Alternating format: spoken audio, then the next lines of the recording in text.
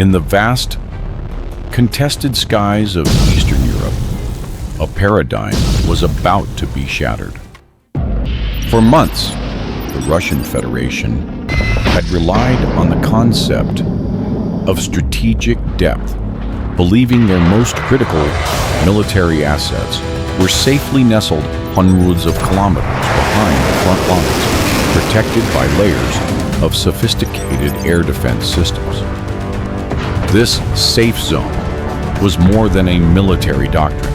It was a psychological shield, a declaration that the core of their war machine was invulnerable to the attritional combat raging on the periphery. But on a moonless night, that shield was about to be pierced not by a multi-million-dollar missile or a stealth bomber, but by a dozen tiny, inexpensive assassins. The armed forces of Ukraine were about to demonstrate that in the 21st century, distance is no longer a sanctuary. This single event would prove that a new era of symmetric warfare had arrived, delivered by the ghostly wings of consumer technology turned lethal. Located deep inside Rostov Oblast, the Morozovsk 7 Airbase was a critical nerve center for the Russian aerospace forces. It wasn't a forgotten relic of the Cold War. It was an active, bustling hub, projecting power across the southern front. The base housed the 559th Bomber Aviation Regiment, a formidable unit operating a fleet of Sukhoi Su-34 fullback fighter bombers.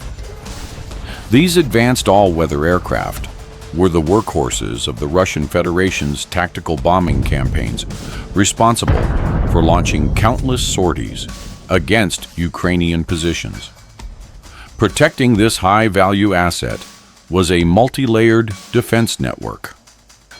Pantsir S-1 point defense systems were positioned to guard against low-flying threats, while longer-range S-300 and S-400 batteries formed a formidable area denial umbrella. The base itself was a sprawling complex of hardened aircraft shelters, extensive fuel depots, ammunition storage bunkers, and advanced command and control facilities. For the Kremlin, Morozovsk 7 represented security and offensive might. For the Ukrainian military, it represented a source of immense pressure and destruction. Its neutralization, even temporarily, was a strategic imperative that could reshape the operational landscape of the entire conflict, making it a priority target for the innovative minds in Ukraine's defense intelligence. The 12 aircraft that launched into the darkness were at their core first-person view or FPV drones. However, these were far from the commercial models used by hobbyists. They were heavily modified platforms, painstakingly engineered by Ukrainian special project teams for a single purpose, long-range, clandestine strikes. Each drone was built on a lightweight carbon fiber frame, stripped of all non-essential components to maximize payload capacity and endurance. Their standard radio links were replaced with proprietary, encrypted communication modules operating on agile frequencies designed to hop through the spectrum to evade Russian jamming. For navigation deep inside hostile territory where global positioning system signals were unreliable, they employed an inertial navigation system, or INS, constantly corrected by terrain contour matching data. This allowed them to fly low and fast without a continuous link to a satellite. The payload was a custom-shaped charge specifically designed to pierce the thin upper skin of an aircraft or ignite fuel tanks. The Ukrainian engineers had created a unique hybrid weapon, part cruise missile, part loitering munition, and entirely deniable, a cost-effective solution born from necessity and battlefield ingenuity. The architect of the operation was Captain Pavlo Volkov of Ukraine's main Directorate of Intelligence. His plan was audacious, bordering on impossible. It hinged on exploiting the perceived gaps, not in Russia's physical defenses, but in their electronic and procedural ones. For weeks, Volkov's team, aided by timely satellite intelligence from the United States and signals intelligence provided by the United Kingdom's signals intelligence specialists, had been building a digital map of the Russian air defense network. They identified low-emission corridors and moments of systemic weakness, particularly during shift changes at radar installations. The plan, codenamed Silent Kestrel, called for a decentralized, swarm-based approach. The 12 drones would not be piloted individually from a single point. Instead, after being launched from a concealed position near the contested village of Krasna Dolina, they would navigate autonomously to a digital rally point designated as Point Kestrel.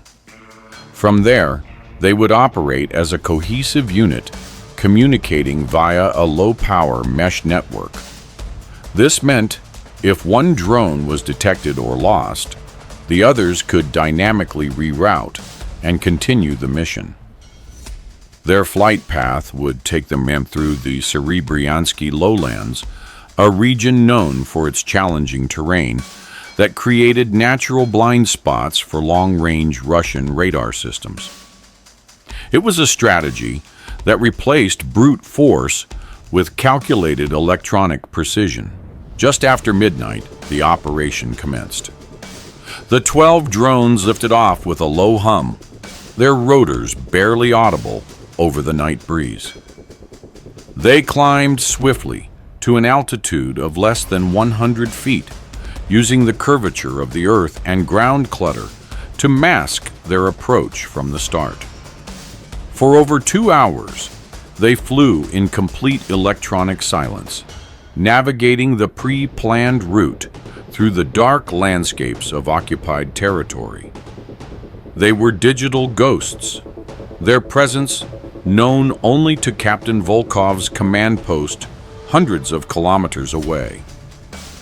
As the swarm approached Morozovsk 7, the final phase of the plan was initiated.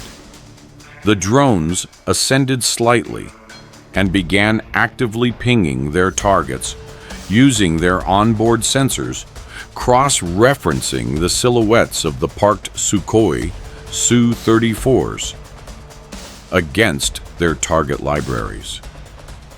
On the Russian airbase, the night was deceptively calm.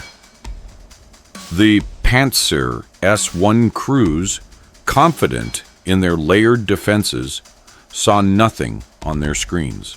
The drones' low-altitude approach and minimal radar cross-section kept them hidden below the detection threshold. The attack came without warning.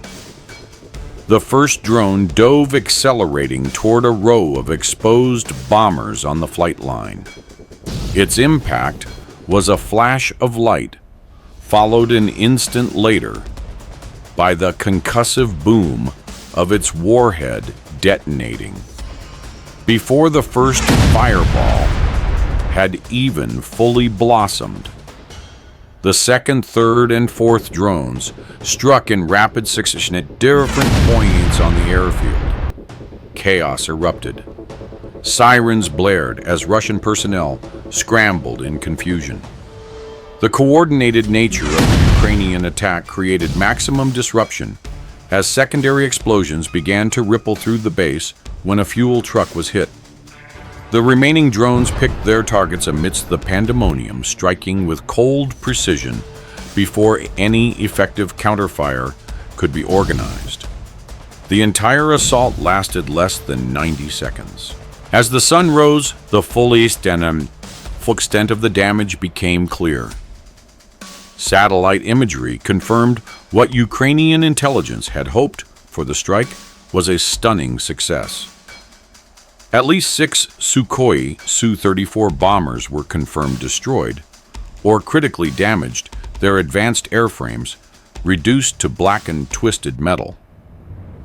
Several more showed signs of significant shrapnel damage. A primary fuel depot was ablaze, sending a thick column of black smoke into the sky that was visible for miles. The attack had not only crippled a significant portion of the 559th Regiment's operational capability, but had also sown deep psychological discord within the Russian military. The invincible safe zone had been violated. An investigation was immediately launched by the Russian Federation's Ministry of Defense, struggling to understand how a dozen small, slow-moving targets could bypass their billion-dollar air defense network. Amidst the debris on the tarmac, a Russian airman reportedly found the charred remains of a wallet near a destroyed cockpit containing a faded photograph of a family, a small human tragedy swallowed by the larger strategic victory for Ukraine.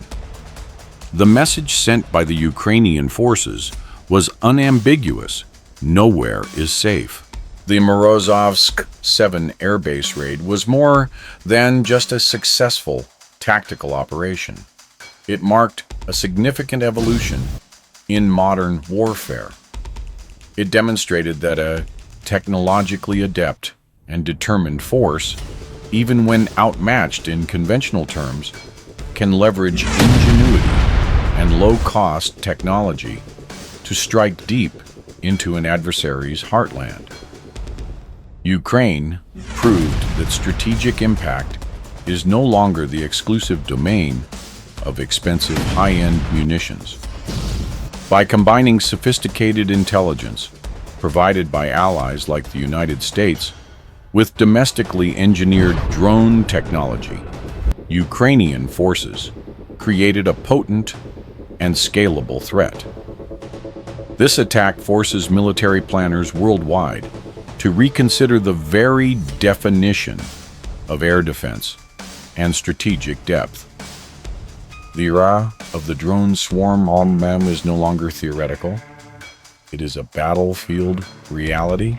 If you value clear cinematic battlefield analysis that cuts through the fog of war, subscribe to Military Cinematic News for more in-depth reports.